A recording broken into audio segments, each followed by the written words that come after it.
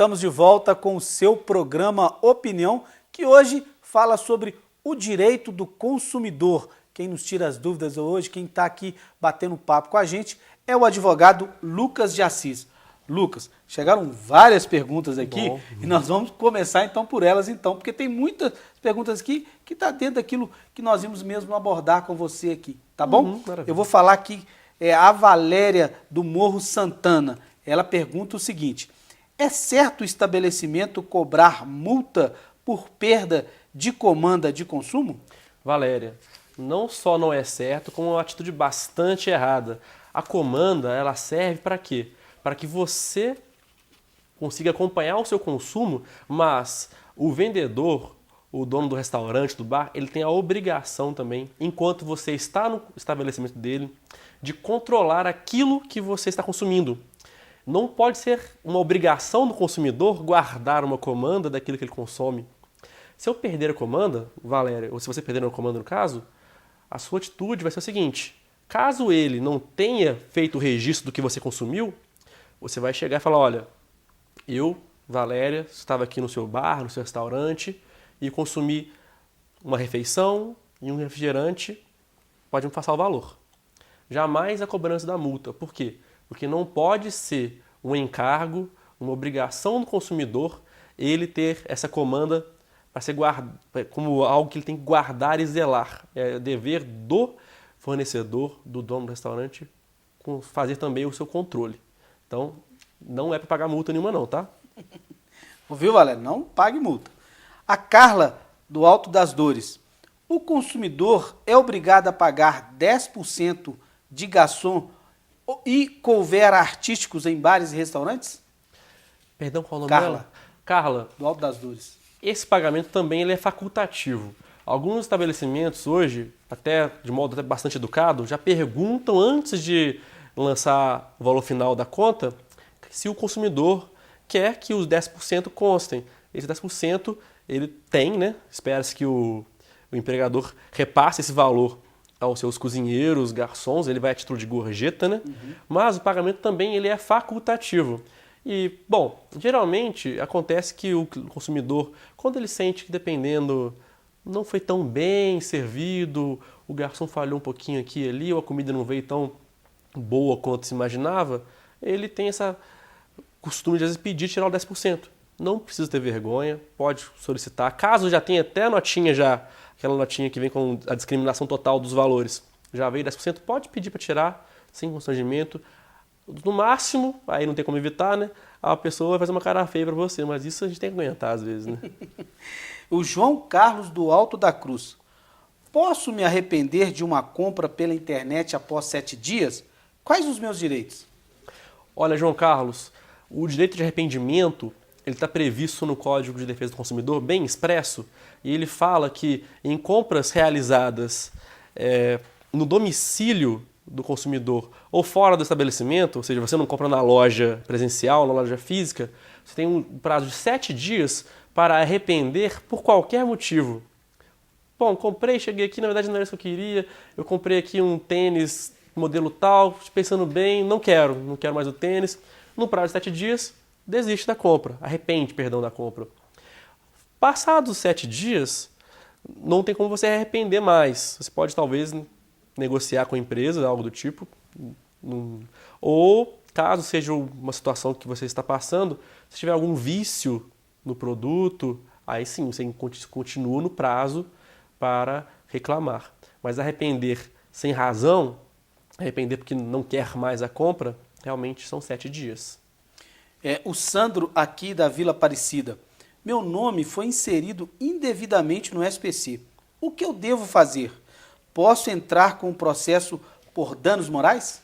Sandro, existe uma súmula do STJ que ela, inclusive, diz que inscrição indevida no cadastro de devedores, ela presume o dano moral. Ou seja, independente se você realmente sofreu um abalo psíquico, um transtorno de ordem psicológica, por ter visto o seu nome inscrito indevidamente, ou você chegou numa loja e um financiamento de um produto foi negado pelo seu nome estar negativado, independente disso, presume-se que você tem direito a dano moral pela inscrição indevida.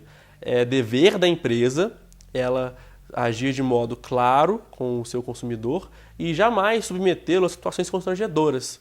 Inclusive, antes de ter o nome cadastrado em SPC ou Serasa, João, você tem que receber uma notificação informando que por tal dívida, por tal valor, o seu nome pode ser cadastrado nesses órgãos e aí sim, ficar impedido. Mas tem direito sim a danos morais, pode procurar a justiça sim, para ver esse direito ser realmente cumprido. Ok.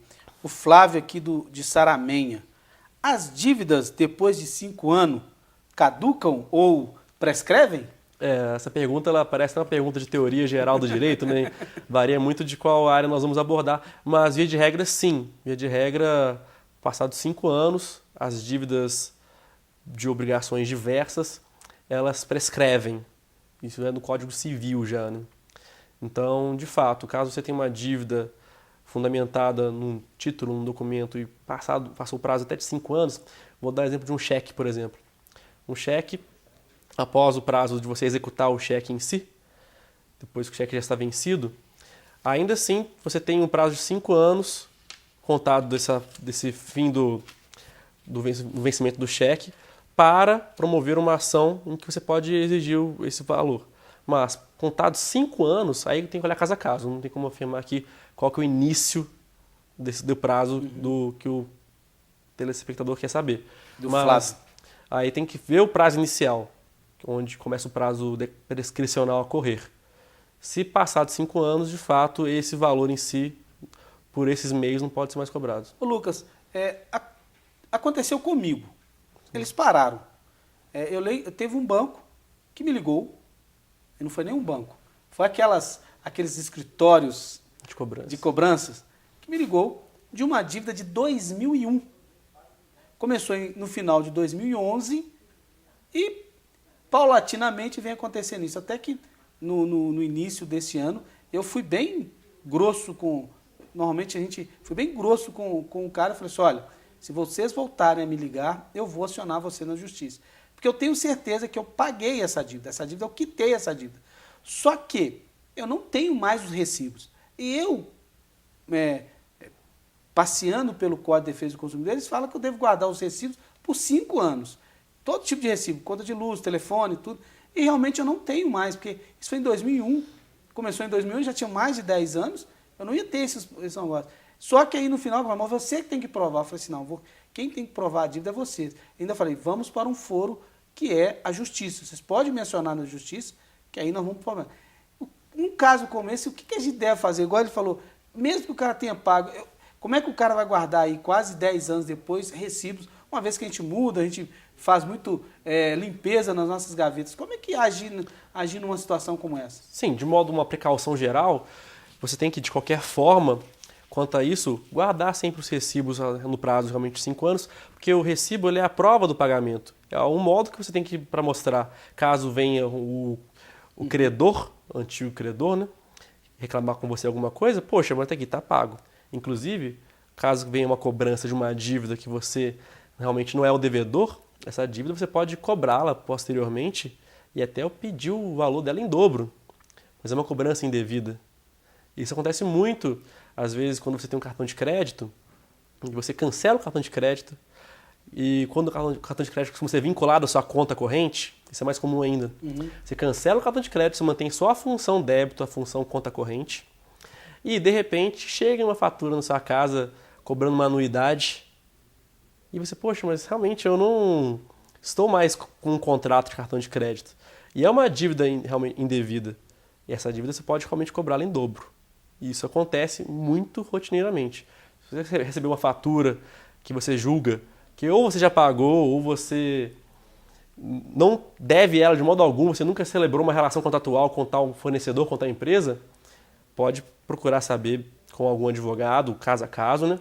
Mas há uma grande chance de você ter um direito de ser indenizado, no caso restituído em dobro, pelo valor que foi indevidamente cobrado. Ok. Aqui eu tenho a Juliana do São Cristóvão. Comprei um celular. Está dentro da garantia, mas já faz 35 dias que ele está na assistência técnica. O que eu posso fazer neste caso? Juliana, quando você tem algum defeito no seu produto e ele está no prazo da garantia, aí a empresa realmente vai recolher o produto para dar assistência técnica, dar manutenção.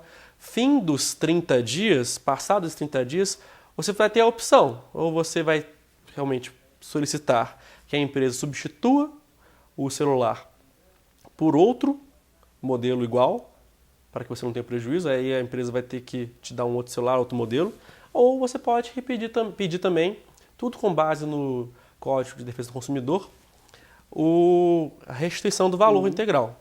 Isso é uma faculdade sua, você pode escolher um ou outro. Caso realmente, durante a garantia, passados 30 dias, você não teve notícia mais sobre o seu celular, caso ele tenha consertado ou não. Então, realmente é um direito seu. Ok. Ô, diretor, você falou que tem mais uma pergunta aí? Marcos, do bairro Cabanas, lá em Mariana. Ele fez um empréstimo de R$4.000 e hoje a dívida está em 59 mil? 59 mil reais. Ele falou que está em dia com as parcelas e o que ele deve fazer? Então vamos lá. Sim, o Marcos, entendi. do bairro Cabanas, ele fez um empréstimo de R$4.000. Hoje a dívida está em 59, é isso, diretor? E ele está em dia com as parcelas. O que ele deve fazer? Olha, Marcos, nesse caso, pode reparar que o valor que você pegou emprestado, de R$4.000, ele praticamente, vamos pensar que ele multiplicou por 20, né? Eu não sei qual foi o período total que passou desde a data do empréstimo, mas nesse caso tem que tomar um cuidado muito grande, que a instituição financeira com quem você pegou o empréstimo, uma pessoa, não sei, provavelmente está colocando juros sobre juros do seu empréstimo, o que dependendo do valor desse juros sobre juros, pode constituir uma prática abusiva também. O que eu vou te aconselhar, como o valor está bem alto já, e isso é algo bem delicado, uma dívida de R$59 mil não é uma dívida qualquer, é que você procure, Marcos, um advogado que vai olhar o seu caso mesmo, com cuidado, ver quando foi celebrado esse empréstimo, qual que era os juros previstos, se tinha alguma penalidade inclusa no contrato, se todas essas cláusulas de juros são realmente de acordo com as normas, que os juros eles só podem ser aplicados de acordo com normas de leis federais e regulamentações federais. Então, meu aconselhamento é esse, procurar um advogado para ver o caso mesmo, pois tem grandes chances de ser realmente uma hipótese de juros abusivos. Tá. Lucas, nós estamos terminando, eu gostaria que você falasse um pouquinho da importância do PROCON nessa relação consumidor e fornecedor. Sim, o PROCON, Dilson, ele é um órgão que, primeiramente, ele está à disposição de todos os consumidores para ajudá-los, tanto realmente nesses problemas, quanto em dúvidas no dia a dia do consumo. E é lá que você vai ter o seu atendimento mais rápido, mais célere para demandas de natureza pequena. Por exemplo, uma cobrança indevida. Você viu que você recebeu na conta um valor a mais, você quer recebê-lo em dobro. O PROCON é um ótimo lugar. Além do mais, você tem um produto na garantia e por alguma razão a empresa, a fornecedora do produto está negando, está postergando realizar o reparo. O PROCON vai ser ótimo, porque eles têm um contato direto realmente com as empresas e conseguem fazer, às vezes, acordos e celebrar ritos mais rápidos. E é importante que o PROCON também faz levantamentos mais estatísticos sobre quais são as empresas mais demandadas, quais são os problemas mais recorrentes. E, por várias vezes, é o lugar que vai conseguir, você denunciando no PROCON uma atitude abusiva, uma prática abusiva de um fornecedor, o PROCON vai ser o lugar que pode tomar outras medidas, como, por exemplo, notificar o fornecedor para que ele corrija o problema. O PROCON ele atua muito nessa ideia de eu sou consumidor, o Dilson é consumidor, mas como eu comentei no comecinho do nosso programa, né, todos somos consumidores. Então, é importante também que quando você se sinta lesado, você leve o seu PROCON, porque de algum modo você vai poder também ajudar os demais consumidores. Tem. Ô, Lucas, muito bom conversar com você, foi bacana demais, esclarecedor. Tenho certeza que nós conseguimos aí tirar bastante dúvidas das pessoas que estão nos acompanhando.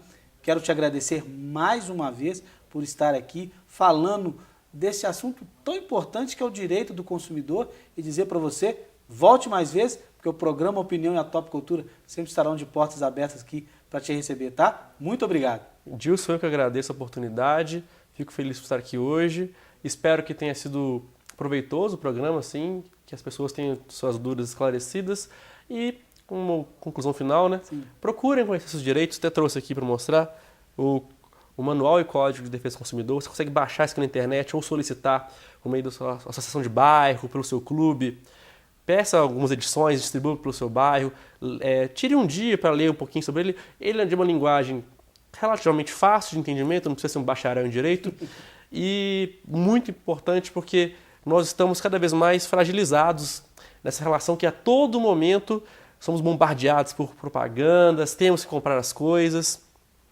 somos reféns de companhias aéreas, de bancos, enfim. Então, tire um tempinho para ler o Código de Defesa do Consumidor, procurem saber dos seus direitos, na dúvida, procure um advogado, vá até o PROCON. Essa é a minha mensagem também. Ok, muito obrigado, Lucas. Fica triste não, nós voltamos na próxima quinta-feira a partir de 7h30 da noite aqui na sua Top Cultura com um convidado ou uma convidada tão especial como foi aqui o Lucas, que nos trouxe bastante informações sobre o direito do consumidor. Te espero na próxima quinta-feira às 7h30 na Top Cultura com o seu programa Opinião. Até lá e um grande abraço.